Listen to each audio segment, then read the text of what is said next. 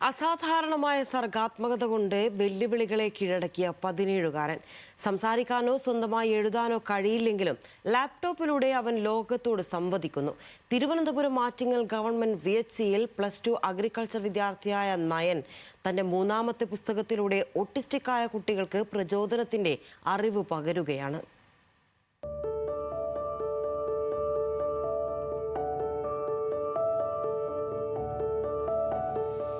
ഓട്ടിസത്തെ എങ്ങനെ അതിജീവിക്കാമെന്നതിൽ ഒരു തുറന്ന എഴുത്താണ് ചലനമുള്ള ഒറ്റ വിരൽ കൊണ്ട് autism in an autistic mind എന്ന പുസ്തകത്തിലൂടെ നയൻ നടത്തുന്നത്.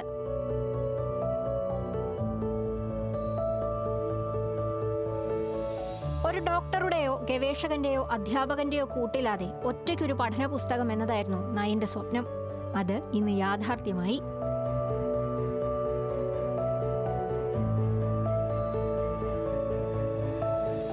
ആശയവിനിമയത്തിന് ചലനമുള്ള ഒരു വിരലും ലാപ്ടോപ്പും മാത്രമാണ് നയനുള്ളത്.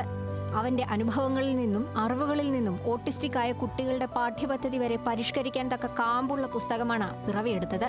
ഇന്ത്യയിലെ തന്നെ ഏറ്റവും പ്രായം കുറഞ്ഞ ഓട്ടിസ്റ്റിക് എഴുത്തുകാരനാണ് നയൻ. നയനെ കൊണ്ട് എങ്ങനെ ഇതെല്ലാം സാധിക്കുന്നുവെന്ന് ഒരു ചോദ്യം തന്നെയില്ല. ഒരു ചോദ്യോത്തര രൂപത്തിലാണ് ഈ പുസ്തകം പോകുന്നത്. അപ്പം അതിൽ നമ്മൾ ചോദിച്ചു, ഈ പുസ്തകം തീരുമ്പോൾ നിനക്ക് എന്താണ് തോന്നുന്നത്? അപ്പം പറഞ്ഞാൽ അവന് പല വർക്കുകളും ചെയ്തിട്ടുണ്ട്. ഇതിനു മുമ്പ് 2 ബുക്കുകൾ എഴുതിയിട്ടുണ്ട്, 2 ചെറിയ തിരക്കഥകൾ എഴുതിയിട്ടുണ്ട്, വീഡിയോ ഡിസൈൻ, അങ്ങനെ പല പല കാര്യങ്ങളും അവൻ ചെയ്തിട്ടുണ്ടെങ്കിൽ അവൻ ഏറ്റവും ഹാപ്പി ഈ ബുക്ക് കംപ്ലീറ്റ് ചെയ്യുമ്പോഴാണെന്നാണ് പറഞ്ഞത്. കാര്യം ഇതവൻ ഈ മുഴുവൻ ലോകത്തുള്ള എല്ലാ ഓട്ടിസ്റ്റിക് കുട്ടികൾക്ക് വേണ്ടിയും ഡെഡിക്കേറ്റ് ചെയ്യുന്നൊരു ബുക്കാണ്. 2009 ജനിച്ച നയന് 2ാം വയസ്സിലാണ് ഓട്ടിസം സ്ഥിരീകരിക്കുന്നത്. 5.5 വയസ്സിൽ ലാപ്ടോപ്പിലൂടെ ആശയവിനിമയം ആരംഭിച്ചു. സംസാരശേഷി ഇല്ലെങ്കിലും തന്റെ ചിന്തകളെ എഴുത്തിലൂടെ ലോകത്തിനു മുന്നിലെത്തിച്ചു. 7ാം വയസ്സിൽ ജേർണി ഓഫ് മൈ സോൾ എന്ന ആദ്യ പുസ്തകം. 8ാം വയസ്സിൽ ടു ഫൈൻഡ് യൂണിവേഴ്സ് തത്വചിന്താപരമായ 2ാമത്തെ പുസ്തകം. അതേ പ്രായത്തിൽ തന്നെ റൈസ് ഓട്ടിസം എന്ന ഡോക്യുമെന്ററി എഴുതി സംവിധാനം ചെയ്തു. സൈലന്റ് ഇൻ മൊബൈൽ എന്ന ഹ്രസ്വചിത്രത്തിന് കഥയും തിരക്കഥയും ഒരുക്കി. ഓട്ടിസത്തെക്കുറിച്ചുള്ള ഗവേഷണങ്ങളിലൂടെ അവനൊപ്പം അവന്റെ ലോകവും വളർന്നു. What first inspired you to express yourself through words? നയന്റെ മറുപടി: Each way of communication is purely difficult to me. Try verbal communication, written communication, sign language, picture exchange communication, etc. ചെറുപ്രായത്തിൽ തന്നെ നിരവധി അംഗീകാരങ്ങൾ നയനെ തേടിയെത്തി.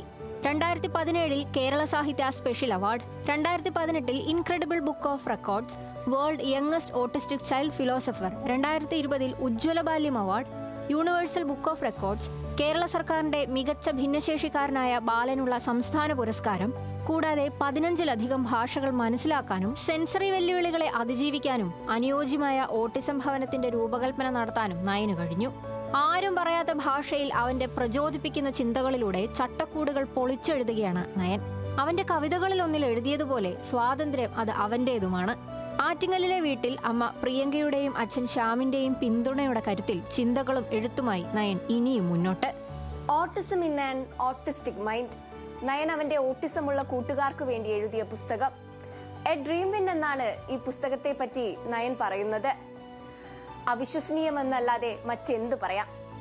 ക്യാമറ പേഴ്സൺ രതീഷ് കട്ടേലിക്കൊപ്പം സനിസ ശോഭ ചന്ദ്രൻ, news Malayalam, Thiruvananthapuram.